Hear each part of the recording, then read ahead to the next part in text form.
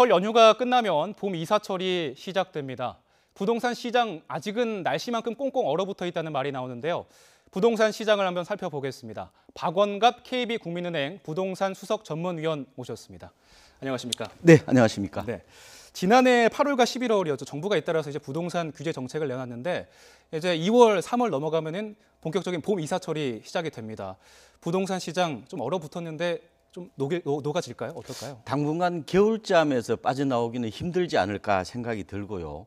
시장 분위기를 이렇게 반전시킬 만한 모멘텀이 이제 없는 상황이라고 보면 되는데 지금쯤이면은 이제 자녀를 둔 학부모 입장에서는 이사를 할 때거든요.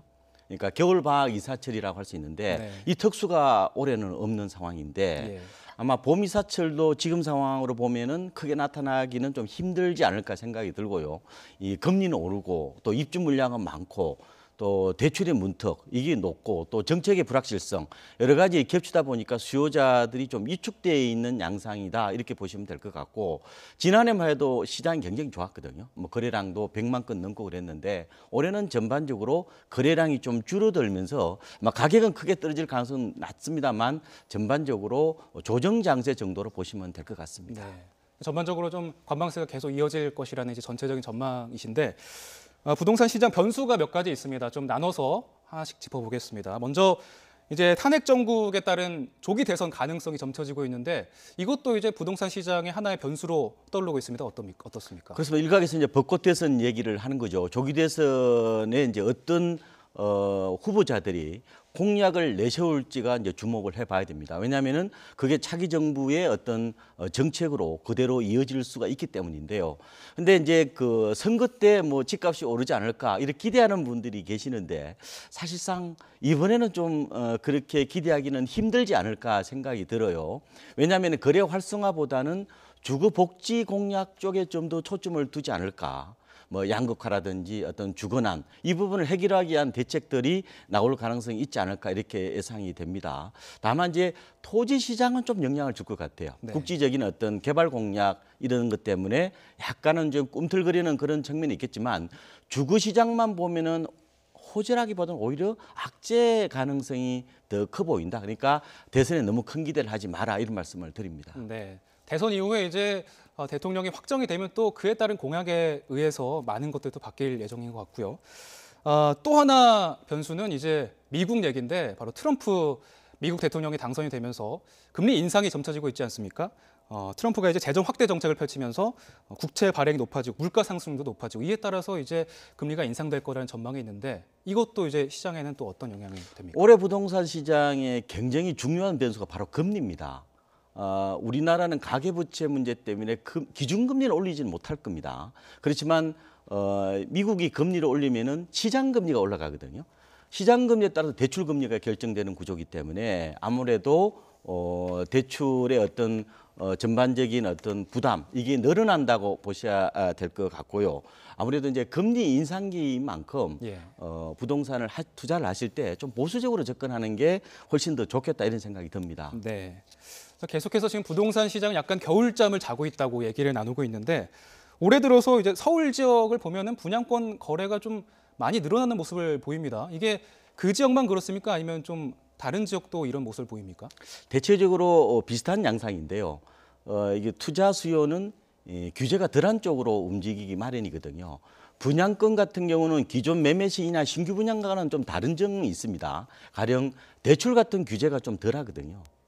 그리고 상대적으로 이제 금리라든지 이런 게 또 과거에 받아놓은 걸 더 승계하는 측면 이런 것도 있고요. 네. 그래서 전매 제한도 또 자유롭습니다. 이러다 보니까 수요자들이 그쪽으로 이동하면서 실제로 서울 지역 같은 경우는 지난 1월에 분양권 거래가 보면은 지난해 같은 기간에 비해서 약간 늘어나는 그런 모습이 나타나는데 하지만 전체적으로 보면은 반짝 정도로 보시면 될 것 같고 뭐 이 분양권이나 매매나 분양 시장이나 거의 뭐 동조화 현상이 나타난다고 보시면 될 것 같습니다. 지금은 약간 잔파도라 이렇게 보시면 될 것 같습니다. 올해 그 서울만 해도 사실 5만 가구 이상의 분양 물량이 지금 쏟아질 것으로 예상이 되는데 제가 보기에는 굉장히 많은 물량인데 이게 좀 공급 과잉이 아닌가 하는 눈초리도 있습니다. 이에 대해서는 어떻게 생각하십니까? 공급 과잉이죠. 예. 물량 앞에 장사가 없는 거거든요. 최근에 그 1순위에 대한 그 청약 기준이 강화되었거든요. 예. 그럼 유효 소유가 줄어드는 측면도 있고 또 올해부터 이제 분양 공고가 나는 것에 대해서는 입주 때 가서 원리금을 균등 상환해야 됩니다. 종전보다 굉장히 여건이 까다로워졌기 때문에 네. 아마도 이런 많은 물량이 쏟아지면은 청약 경쟁률이나 계약률이 좀 떨어질 가능성이 있지 않겠느냐. 가장 큰 지표로 할 수 있는 웃돈도 줄어들 가능성이 있다고 보고요. 다만 한 번 통장을 쓰면은 5년 동안 쓸 수가 없거든요. 예.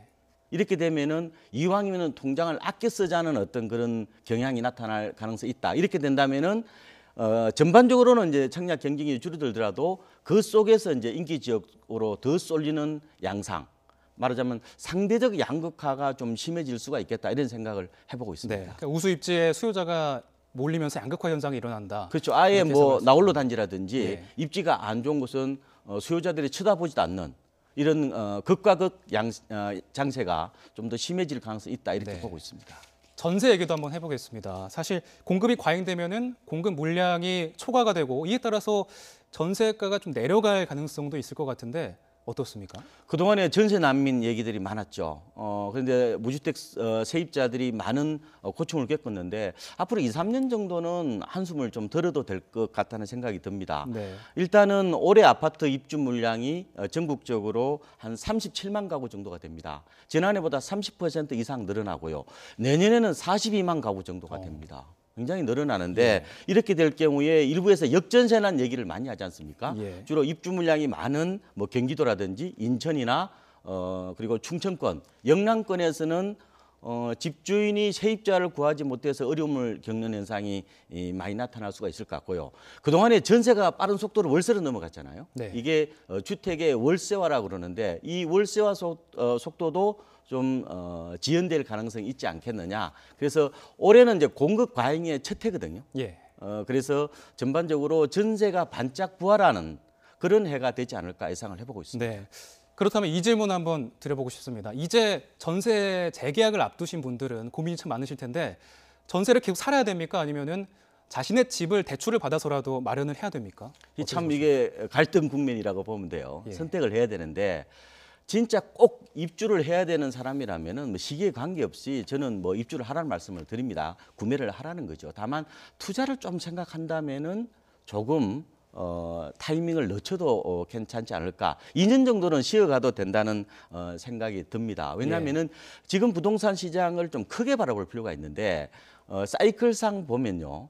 작년에 이미 정점을 지났습니다. 지금은 수축기라고 보면 될 것 같고요. 예. 이런 국면은 좀 더 이어질 가능성이 있지 않겠냐 이런 생각이 들고요. 예. 다만 전세로 사시더라도 깡통 전세에 대한 부담은 그리고 이에 대한 대비는 하셔야 됩니다. 예. 전세값이 워낙 높잖아요. 그럼 자칫 깡통 전세 전 재산을 다 잃어버릴 수가 있기 때문에 그렇죠. 전세로 살더라도 깡통 전세에 대한 대비책은 나름대로 충분히 좀 마련하시라 이런 말씀 꼭 좀 드립니다. 네. 깡통 전세도 문제고 사실 대출을 받아야지 이제 전세도 마련할 수 있는 분들이 대다수일 텐데 그렇다면 전세를 한다고 했을 때 대출 비율은 어느 정도 하는 게 좀 적절하다고 생각하십니까? 매매든 전세든 지금은 금리가 오르는 시즌이라고 보면 되잖아요. 네. 이런 경우에는 대출을 적정 대출이 저는 중요하다 말씀을 드리는데 30, 30을 권해드려요. 네. 일단은 대출을 내더라도 집값의 30% 정도. 그리고 뭐 전세 사는 분도 마찬가지일 수도 있는데 내 보통 원리금, 원금과 이자를 이제 다달이 갚아야 될 텐데 그게 자기 월급의 30% 정도. 네. 이 정도로 좀 안전하게 가시는 게 좀 낫지 않을까 이렇게 보고 있습니다. 네. 자, 지난해 정부에서 발표한 자료를 한번 살펴보겠습니다. 2017년 경제 정책 방향인데요. 전세 보증금 반환 보증 제도를 활성화한다는 내용이 포함되어 있습니다. 이게 이제 역전세를 막기 위한 정책이라고 하는데 지금 구체적으로 좀 설명 좀 해주십시오. 그게 이제 주택도시보증공사 흔히 흑이라고 그러죠. 거기에서 이제 보통 아파트나 주택을 이제 전세에 들어가는 분들한테 이 깡통 전세를 이제 막기 위해서 나름대로 이제 보증보험을 드는 겁니다.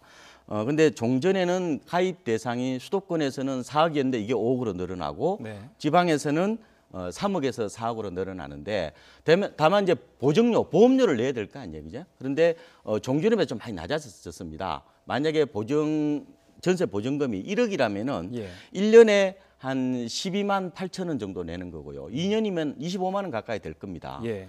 그리고 이게 금액이 점차 높아지면은 어느 정도 부담을 하셔야 된다는 거 있습니다. 예. 그래서 아파트에 들어가시더라도 만약에 전부 다 들어갈 경우에는 2년 정도에 만약에 산다는 생각으로 3억짜리 전세를 들어가면은 보증보험이 한 77만 원 정도, 예. 4억이 넘어가면 100만 원 가까이 된다는 것은 감안하셔야 될 것 같고요. 네. 아파트는 아까 제가 12만 8천 원이라고 말씀을 드렸지만 뭐 다세대라든지 이런 거 같은 경우는 한 15만 원 정도로 좀 높다는 점, 이런 점은 좀 체크를 하시는 게 좋을 것 같습니다. 만약에 보증보험에 들어가는 게 부담스럽다면은 전세를 이제 월세로 바꾸는, 그죠? 반전세로 좀 바꿔보시는 것도 괜찮을 것 같습니다. 네.